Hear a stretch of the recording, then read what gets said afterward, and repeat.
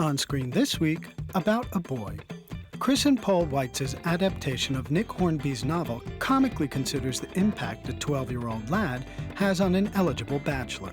In Henry Bean's The Believer, Ryan Gosling brings to life the inner conflicts of a Jewish neo-Nazi in New York City. For the importance of being earnest, Oliver Parker goes wild, bringing this classic play to the screen with Rupert Everett, Colin Firth, and Dame Judi Dench. And Late Marriage is Israeli Dover Koshashvili's black comedy about one family's struggle to find a nice Jewish girl for their son. That's this week on screen.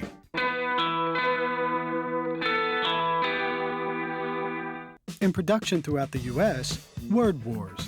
Eric Chaikin's documentary examines the characters and passions within the world of professional Scrabble. Word Wars is an examination of an obsession about words and about games and about a lifestyle that says it's okay to spend your life playing a game. This film examines people's different relationship to words and to the game of Scrabble in specific. It's a lifelong quest to master the dictionary and a lifelong quest to master the optimal play. And people have configured their life around this, and that's all they do. And this film examines their lifestyle. For Chaikin, a Scrabble player himself, making the documentary is more about trying to understand the players than the game. A lot of people, when they hear Scrabble, think it's going to be some kind of educational thing or maybe an investigative report. It's really a character story. I'm a Scrabble player myself, and as I was traveling around this world of Scrabble and meeting these interesting people, I always would think, how would this person be portrayed as a character? It's a story about quirky people who've chosen an obsession and configured their lives around it, and we follow them as they lead these lives and prepare for the national championship, which is going to be in San Diego in August of 2002. Eric Chaikin is currently shooting Word Wars throughout the country. Long before he made his documentary Dogtown and Z-Boys, Stacy Peralta had been intimately combining skateboarding with filmmaking. I am credited with starting the whole action sports video revolution. I was the first person to make a skateboard video. It was an hour long in '84. It just happened to coincide with the VCR revolution. Nowadays, you know, snowboard companies, surfing companies, skateboard companies, they all make skateboard surfing videos to accompany their products.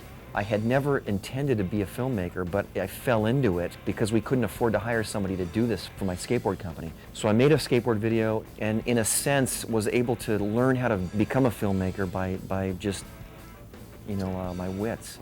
When it came to capturing his own life as a young skateboarder, Peralta felt compelled to do it himself. Hollywood was interested in doing a fictional film on Dogtown and our lives, and I felt that if they're going to do a fictional film on our lives, the chances of them getting it right probably were pretty slim, and this was the time that we grew up in the Dogtown era was probably the most precious part of all of our lives. And I felt it was too precious to, that Hollywood would do this without us being intimately involved, and so it was the motivation behind doing the documentary, that we should have an opportunity to tell our own story, first-hand testimonial of the birth of skateboarding and the birth of the skateboarding culture.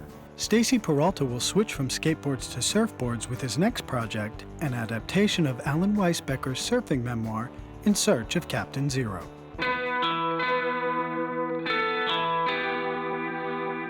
This spring, the Los Angeles County Museum of Art spotlights films connected to the French film journal Cahiers du Cinéma.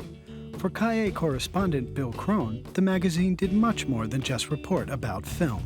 3 men started it. The most important was André Bazin, who then brought in some young writers named Truffaut, Godard, Romer, Rivette, and Chabrol, who eventually became the French New Wave. They all went on to make films. The exhibit at LACMA is really for people who don't know the New Wave and the Cahiers du Cinéma very well. It will give them a very good introduction to that period. More than simply introduce writers who became filmmakers, Cahiers proposed the idea that a director was in fact a writer of films.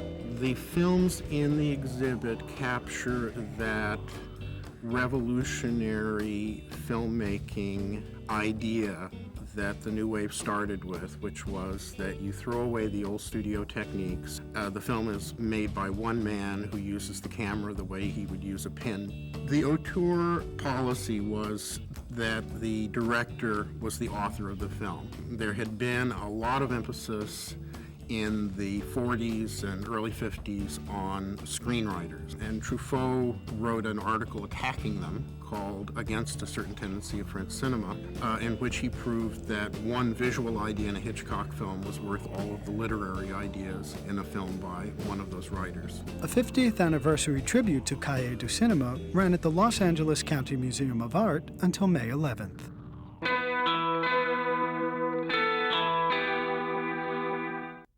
Hi, my name's Peter from Coxville, Ohio. I'm a big fan of Sundance Channel, but I wish to play more African-American cinema. Classics like Dolomite and Petey Weedstraw, Black Mama, White Mama, and Fro Man with His Hoe Man. Can Sundance quench my thirst for black cinema? I really would like to know. Thanks.